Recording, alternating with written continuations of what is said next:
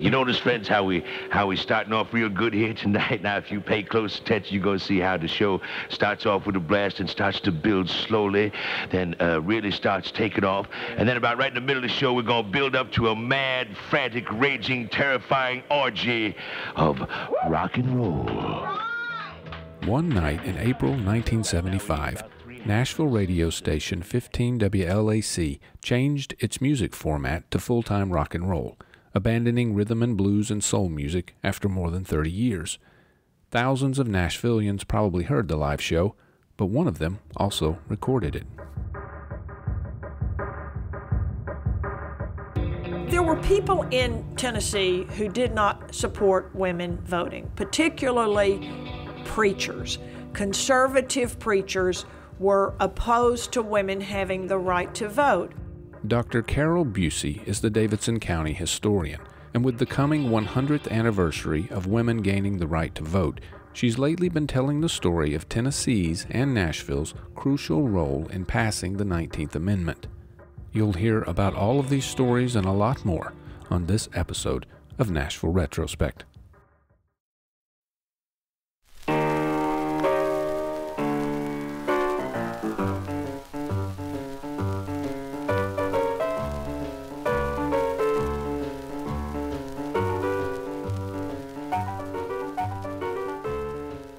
Welcome to the Nashville Retrospect podcast. I'm your host, Alan Forcum. I am also the editor and publisher of the Nashville Retrospect newspaper. If you want to read some fascinating stories about Nashville's past, many of them reprints of old newspaper articles and photographs, then you really should get a copy of the May 2018 issue. In it, we continue our coverage of news from 1868, the spring of which was particularly bad for thunderstorms. One story described the effects of lightning striking a house, saying the, quote, electric fluid destroyed the chimney and stunned the residents. There was also a tornado said to be half a mile wide with a 10-mile-long path just south of Nashville. The wallet of one of its victims was found 15 miles from his body. Sarah Cannon, better known as Grand Ole Opry legend Minnie Pearl, wrote an article in 1986 explaining why new country music didn't hold a candle to the old. Referring to the songs of Patsy Cline and Hank Williams Sr., she wrote, "Their haunting strains will be here long after the shallow words and sounds of some of today's music." Speaking of today, one story that resonates with the recent Me Too movement is the 1986 election of Bill Covington for the office of Davidson County Clerk.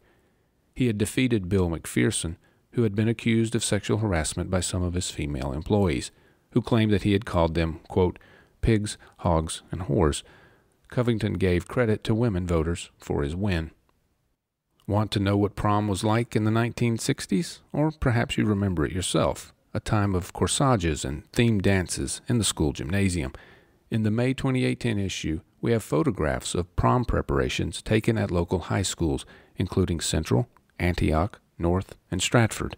Sports superstar Michael Jordan spent some time in Nashville in 1994, playing not basketball but baseball. During his short retirement from round ball, Nashvillians got to see him play at Greer Stadium against the city's minor league team, the Nashville Express. Along with these stories, the May 2018 issue features many others, including an 1803 advertisement for a runaway slave named Bartlett, an 1885 article about moonshiners in the hills and hollows surrounding Nashville, a 1907 editorial about a shift in black voting away from the Republican Party, and a 1975 article about the epidemic of downtown jaywalking. To see article excerpts and photographs from some of these and other stories, visit our Facebook page. You can pick up the latest issue of the Retrospect for only $1 at local grocery stores and markets. And at www.nashvilleretrospect.com, you can order subscriptions and even back issues. So if you're new to the Retrospect or skipped an issue, check out our webpage to see what you've missed.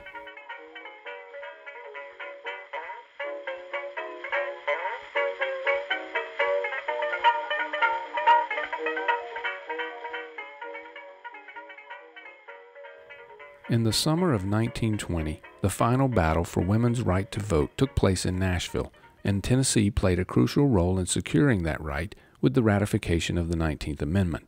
The story of how it happened was largely forgotten for years, with some aspects only discovered in recent decades.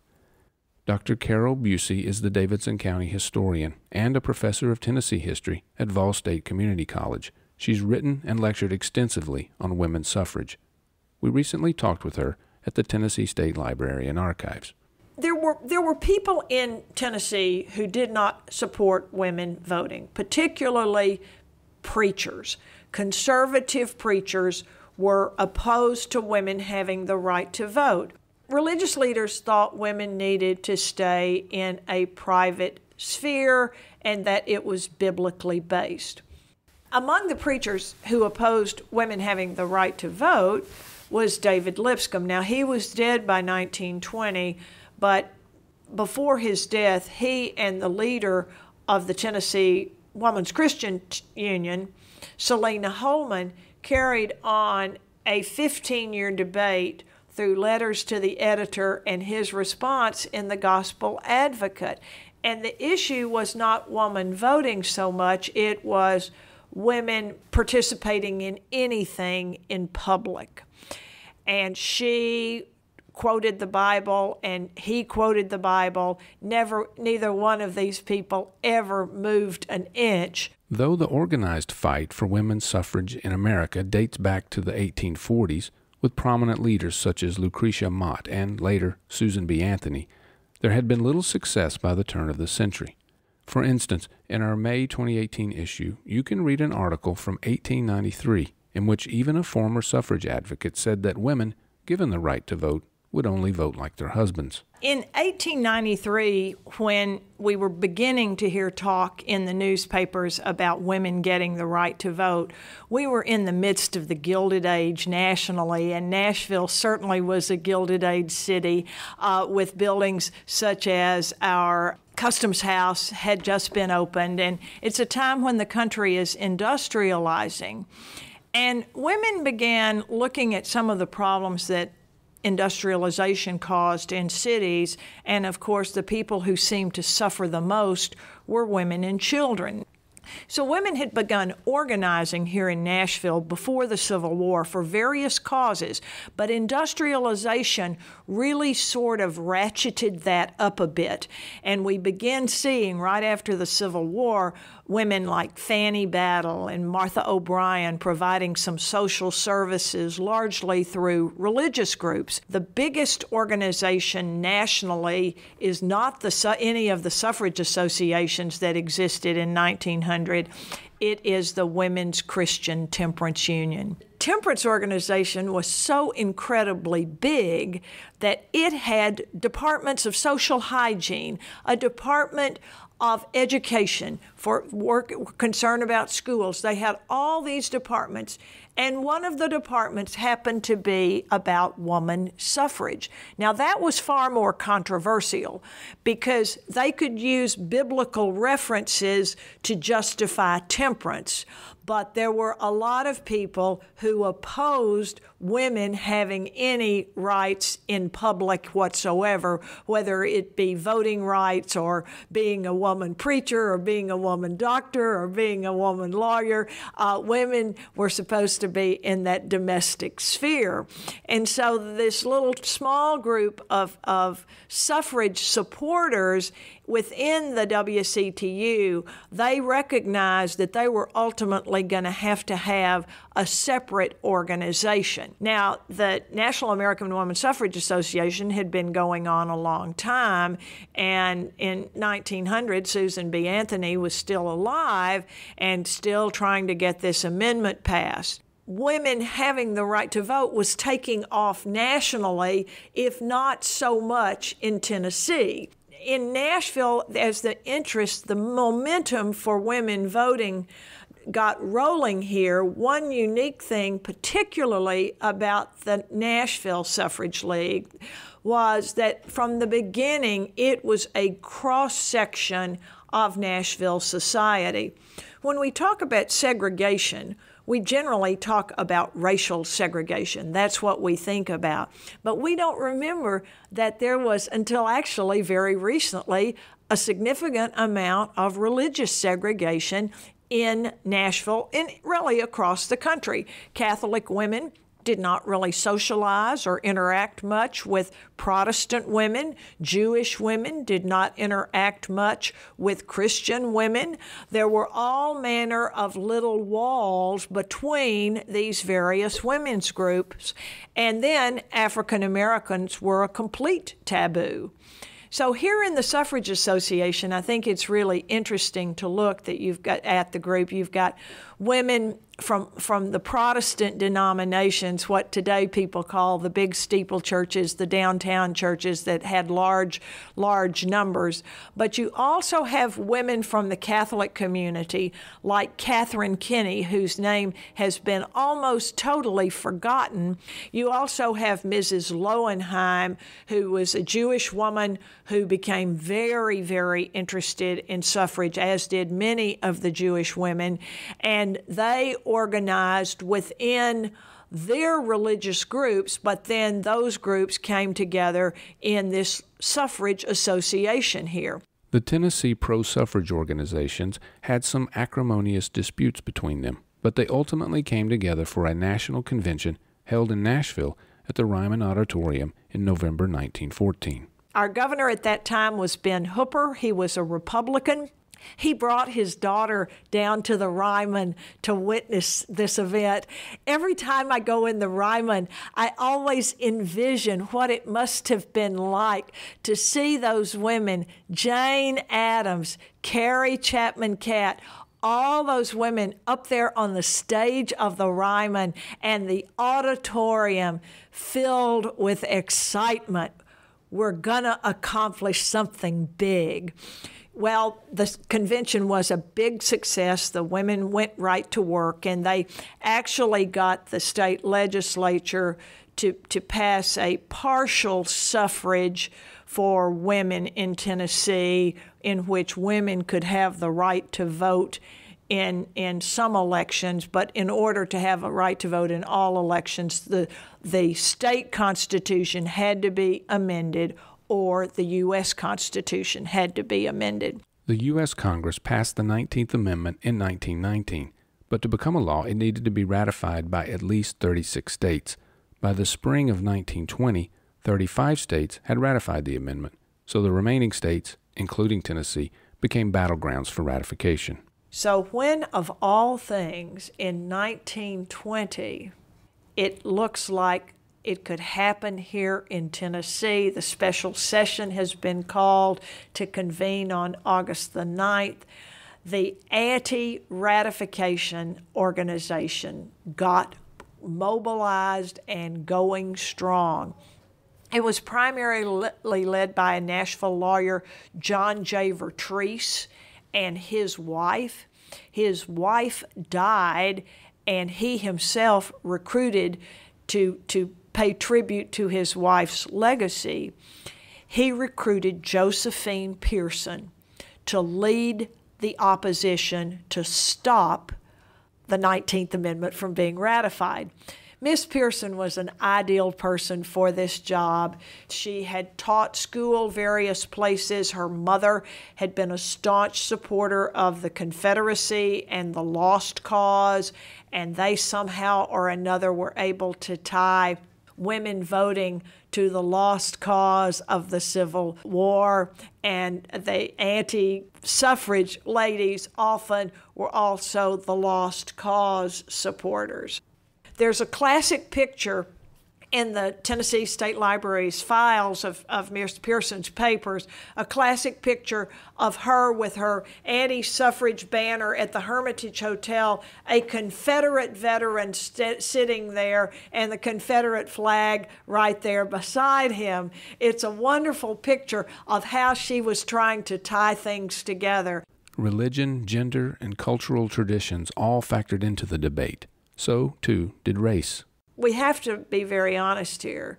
There was a racial dimension to all of this because women didn't want other women to vote. Politicians didn't want other women to vote because it would open the hornet's nest of the disfranchisement already in many parts of Tennessee, not all, but in many parts of Tennessee, African American men no longer were able to vote. If nothing else stopped them, it was the poll tax, because we had a poll tax that was created after the ex-Confederates came back into political power in Tennessee. And if white women could vote, that would mean black women could vote.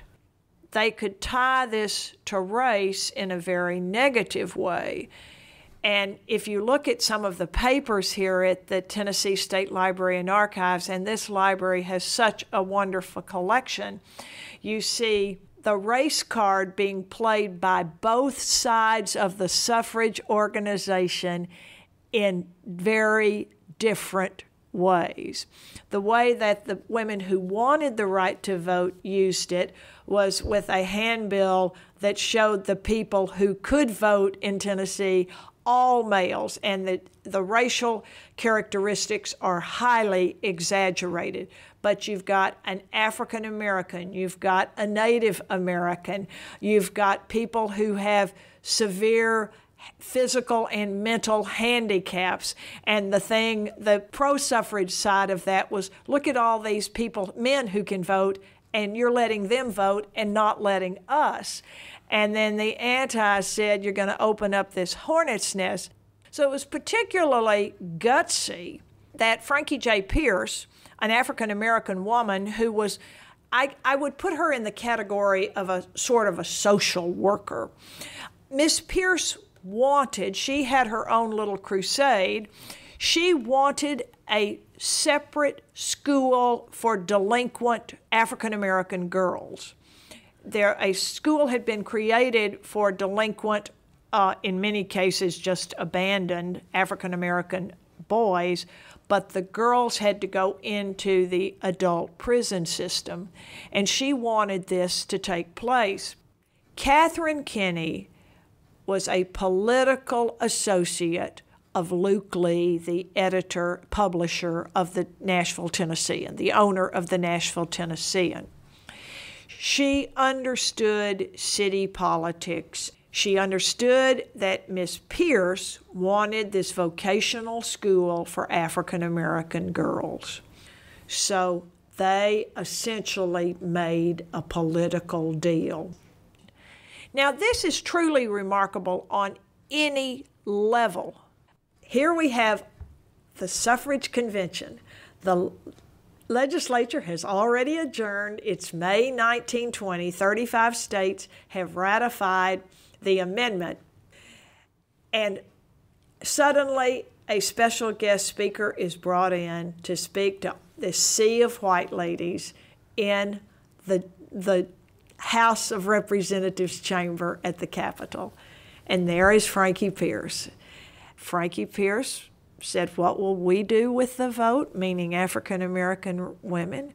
We'll use it to uplift our race. The language of the various organizations that were trying to help African Americans, many of which were in the South and had lost their rights. The pro-ratification side had leaders such as Ann Dallas Dudley, Catherine Kinney, Abby Crawford Milton, and Carrie Chapman Catt. John Vertreese and Josephine Pearson led the opposition, and Flowers came to represent both sides. Miss Pearson decides that she is going to come to Nashville in mid-July in anticipation of the special session. She arrives at Union Station. Now, there's a lot of legend entwined in these stories here. The suffragists, the women who wanted the right to vote, wore yellow flowers. We generally look at it as yellow roses, but they had some kind of yellow flowers.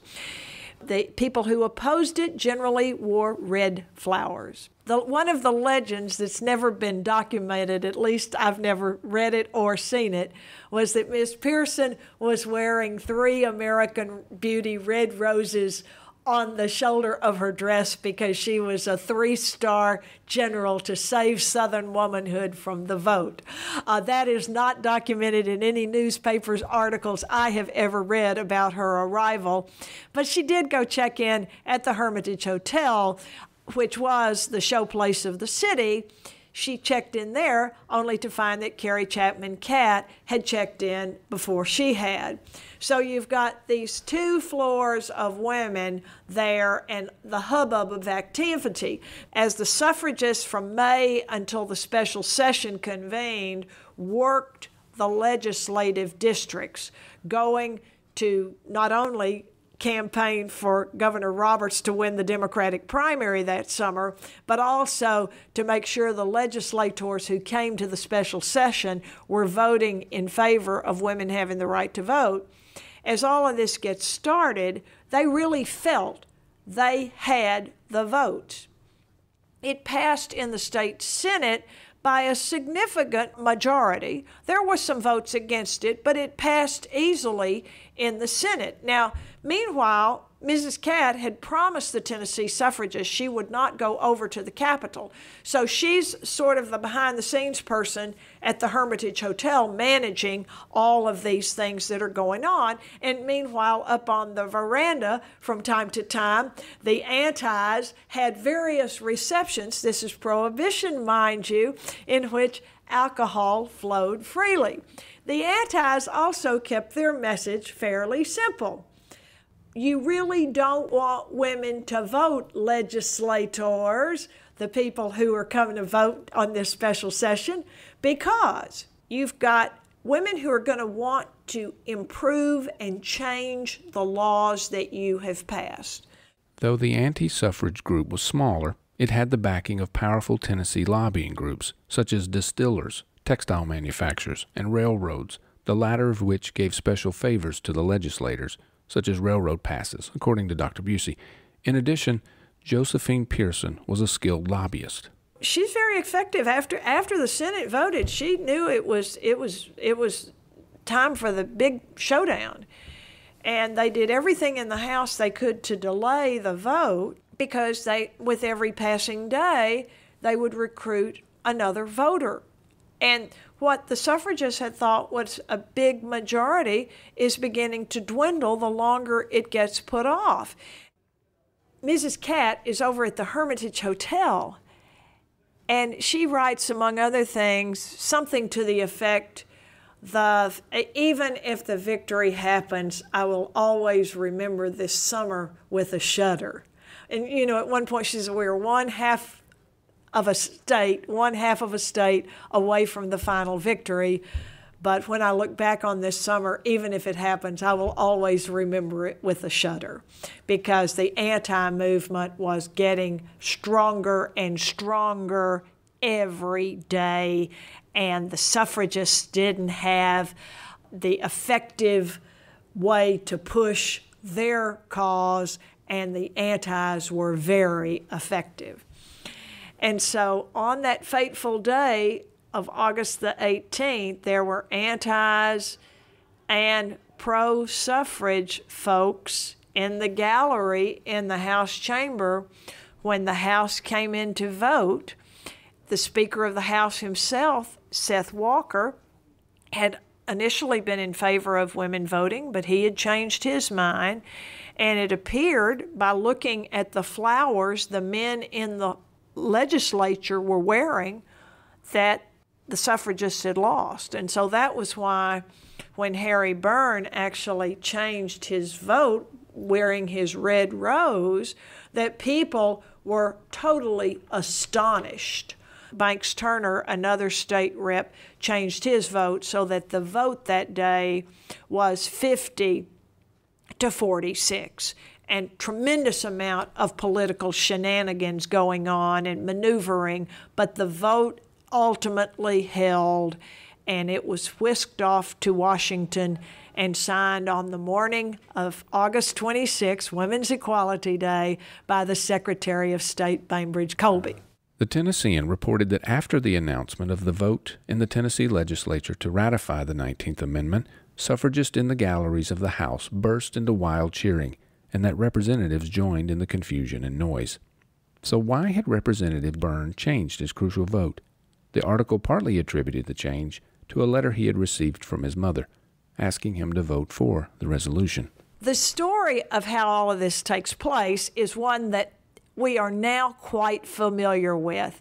That story of how that happened and the excitement about it largely got forgotten. There was a great deal of tragedy in the lives of many of the women leaders after the amendment passed.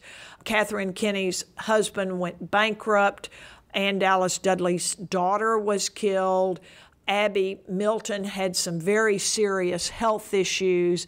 And it turned out in 1920 that women didn't turn out to vote. After all the trouble they had gone to in August to get the right to vote, if they voted, as had been said, they voted with their husband or their father or their brother. They voted the same. So a woman's vote did not materialize.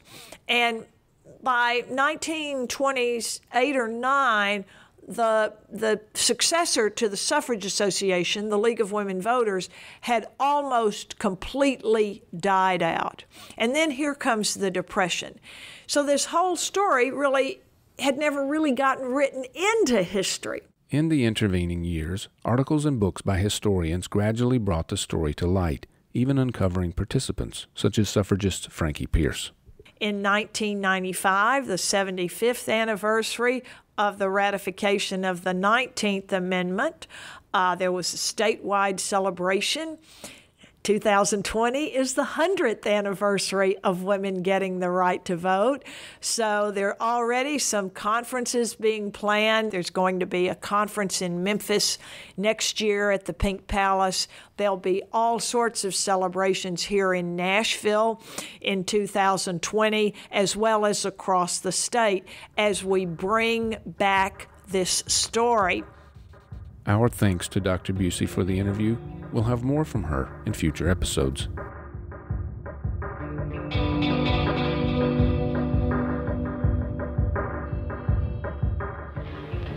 Well, you know, we've got TV news here with us tonight. Now, friends, I want to tell all you folks across country here, we celebrating here WLAC Radio's changeover to rock and roll here tonight.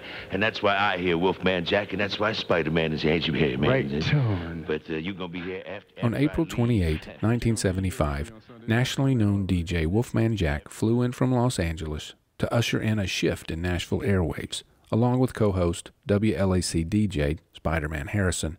Nashvilleian Tom Henderson happened to record the occasion. I tuned in, and it happened to be the last time that WLAC had the rhythm and blues shows, and it was a takeover.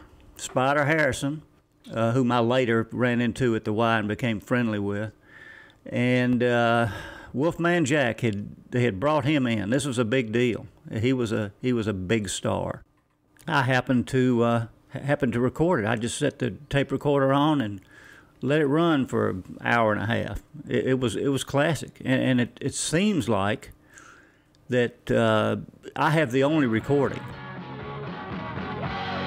Oh, rock and roll before you get too old. Spider-Man along with Wolfman Jack on 15 WLAC, on the air everywhere. Nashville, Tennessee. Hallelujah. Down here in Nashville. And right about now, we have another special guest, a general from Tennessee, General Wallace. And General, I'm glad to have you come up and thank you. It's good to be with you. It's make great a presentation. happening. Just step right up. Let's give the General a big round of applause. Hey, come on, everybody. hey. Come on, General.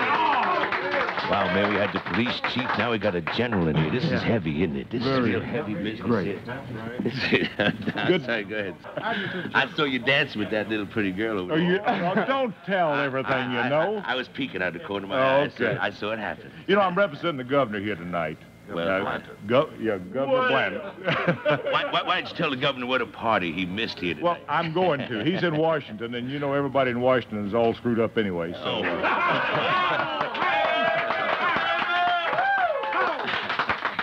I get all the good assignments. But there was a huge crowd down there, and they even let them into the booth where they were doing the broadcasting. I mean, they were all around. I mean, just right over the shoulders and things. You can hear it on the tape of the interaction, some of it. It got a little, not out of hand, but a little uncontrolled, I might say, at some point. Wolfman, I just love you. I've just loved you for years. And I just can't stand not to touch you. Well, you can go right ahead, dear. Just any part the Wolfman can offer to you, just go right ahead on and touch it. You understand? I mean, Wolfman, I can't stand it. Wilma, wait a minute. Now, you told Spider-Man, you told me the same thing last night, honey. Now, what is it going to be? I saw you out tonight. Wolfman. You heard what she said. She's in love with the Wolfman. Love. All right. L-O-V-E, love. Say it, baby. Right. L-O-V-E, love. On 15 WLAC, here's Al Green. Everybody experience some love right now. We're going to give you 3.5 minutes to really get bad with yourself. Celebrities dropped by during the show, but one who couldn't make it phoned in a message for the DJs. Hey, y'all, this is Muhammad Ali, the baddest man in the world. I'm in town to put in a good word for the Spider-Man and the Wolfman. They don't connive. Their music is recorded, but their job is live. I love you, Muhammad Ali. Everyday people, here's Sly and the Family Stone. Little solid gold, Wolfman. Get it, God! Sometimes I'm right. And one future celebrity made a personal appearance, a fledgling reporter for a Nashville TV station. And Oprah is here with us. Oprah. And she's just as pretty. She's from Milwaukee. I found out she's from Milwaukee, man. Oprah. She's from Milwaukee, yeah. And you're going to come over here and we're going to do this TV news thing now, or what?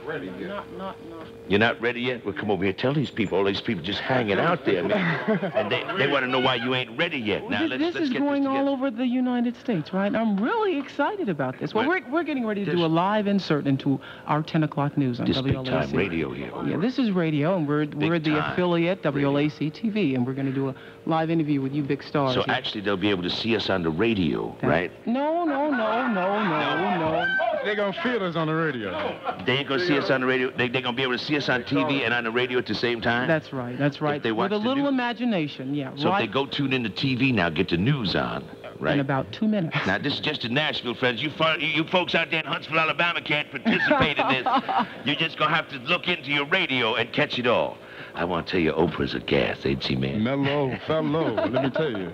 She's so pretty, I can't stand it, man. Little solid gold. WLAC had been playing rhythm and blues and soul for more than 30 years. Wolfman Jack took time to acknowledge the major shift and to remember the station's history. As you can see, we still got a big crowd here, friends. Yes, we do. And it's we'd certainly have a lot of fun. But now I can talk to you personally. You there driving around in the car. You there sitting in your living room. You there, whatever you're doing. If you're doing something nasty, stop doing it and listen to the Wolfman right now. I just want to thank you all for letting me come here and be with you. And as we stroll together down the pink garden path of beauty, we shall realize that we have all these cosmic wonders at our fingertips. And one of them right here will always be is WLAC. And I want to say hallelujah to that. We ain't stopping the blues. Remember, the blues still goes on. It goes on in spirit and soul in all the music that we play here on WLAC. Well, my goodness gracious, we're going to play some more of that soul music, baby. A lot of blues right in here. In the 60s, for some reason, there was a bunch of us that loved the old soul, rhythm and blues stuff that you rarely got to hear anywhere else, and the disc jockeys made the show. So it was kind of a thing to go to late at night if you're driving around drinking something you shouldn't be and doing stuff you shouldn't be. You'd cut it on, roll the windows down, you'd hear John R. coming way down south in Dixie, or Hoss Allen talking about getting down for Royal Crown, Pomade, or Herman Grizzard and Gene Nobles. Those four guys just kind of made it happen. So it was pretty significant then when the switchover happened? Well, it was significant to me because it was part of my youth that was going away. And, you know, that the music that those guys played, they gave a lot of credence to folks that never would be heard. Gosh, you had Bobby Blue Bland, and Little Richard even did a commercial for Royal Crown, came in here. But it was a big deal for a lot of us. But rock and roll was taking off, you know, after the mid-'60s, and you get up into the 70s, everything had changed. And so the rhythm and blues and that type of stuff had gotten pushed to the back again, and so it went back into the shadows, unfortunately. I just reached out there, friends. I said, I need a little help from my friends. And who walked in but big time Horse Island, WLAC Radio. Been out here for years and years and years, and I have been such a big fan of you. You know, I used to grow up listening to you, man. Bless your swinging heart. You are in me. Whatever I am, you are in me, and I have to say that you've been a very important influence to my life. I don't know whether you realize that or not, but Jack, that's coming from you. That's the greatest, man. We're so happy to have you on WLAC and a part of the WLAC family. I've been listening to you coming in. I've been at home taping gospel all night. You see, I'm powerful Rev now. I'm a Rev now. You see, I got away from the blues.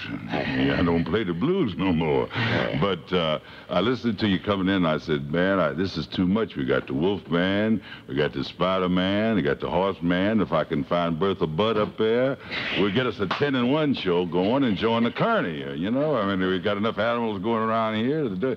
It's so great to have you here. You know, I don't know what to do around you, man. I see you on the Tube Saturday nights there, and I'm standing right here close to you. I'm just a brother. I'm just a fellow disc jockey. That's all I am, Horse. I want to say amen to that.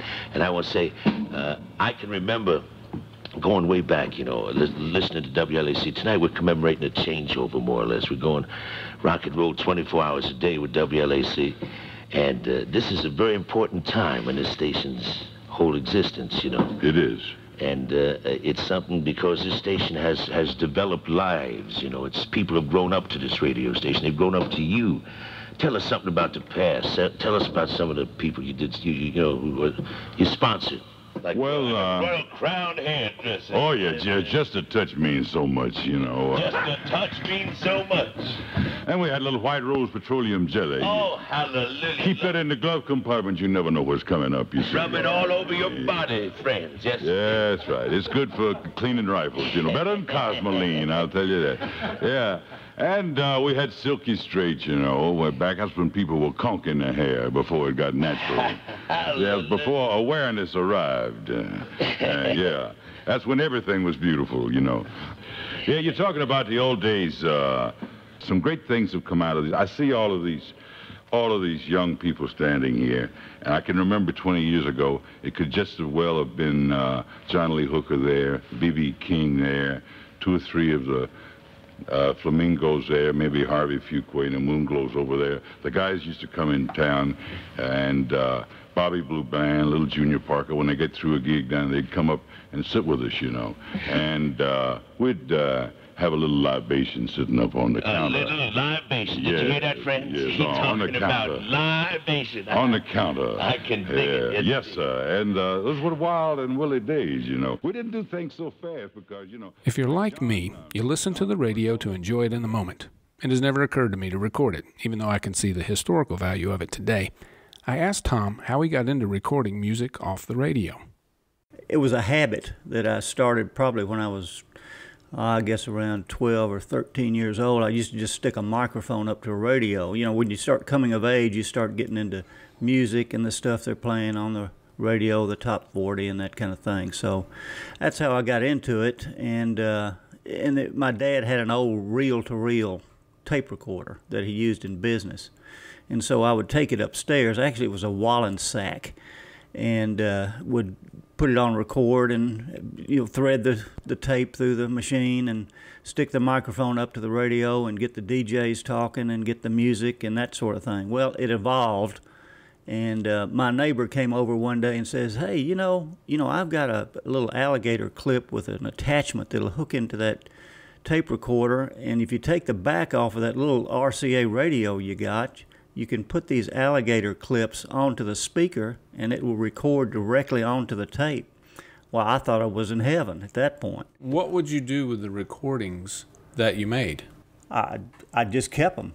I mean, I put them in chronological order and wrote down all the names of the songs, what happened during the taping. I put the exact day and month, year, even had times on some of them. There's one in there, 19 '64 I got New Year's Eve, and I guess I was 16 or 17 at the time, which indicates I really had a great social life home at New Year's Eve recording.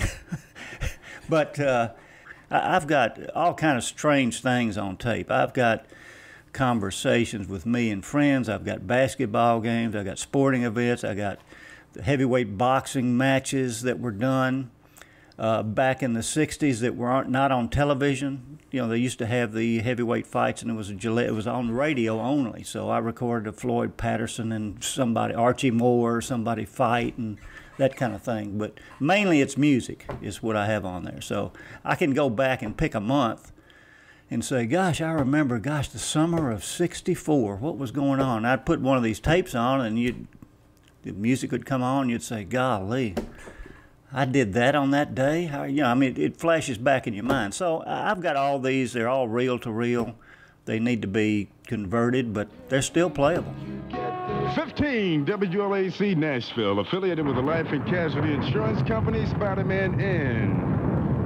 And the Wolfman raised his oak staff above his head, and a hush fell over the valley of Laughing Waters. Amen, baby. Hallelujah. And the people turned towards the mountain where stoodest the Wolfman. And the Wolfman looked down and smiled and proclaimed that on this very day, WLAC was at peace with all the children and loved all the children this day as they never loved the children before. And upon hearing this, the children of the valley rejoiced and parted as they have never parted before. And I have gotten rock and roll. And it was most definitely out of sight. I almost went down there, but I was married and had one child, about 3 or 4 years old, and I couldn't justify that. But I probably would have gone had I not been married. I just sat there and recorded the whole show. My wife thought I was nuts, of course, but that hadn't changed over the years.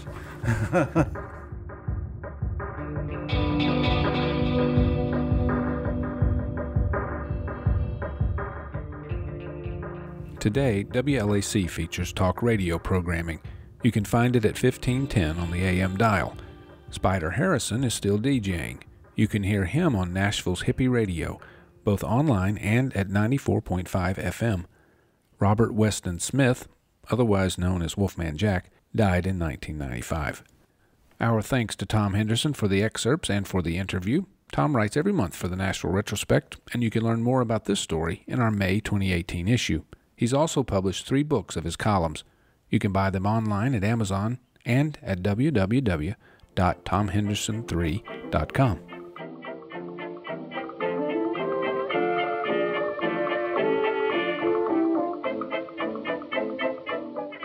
Thank you for listening to this episode of the Nashville Retrospect Podcast. For more information about the stories you heard, including photographs, see the show notes on the podcast webpage, which you can find a link to at www.nashvilleretrospect.com. You can also email your comments and suggestions to nashretroshow@gmail.com. This show was written and produced by me, Alan Forcum. Stay tuned for the next one, and in the meantime, don't forget to pick up your copy of the Nashville Retrospect.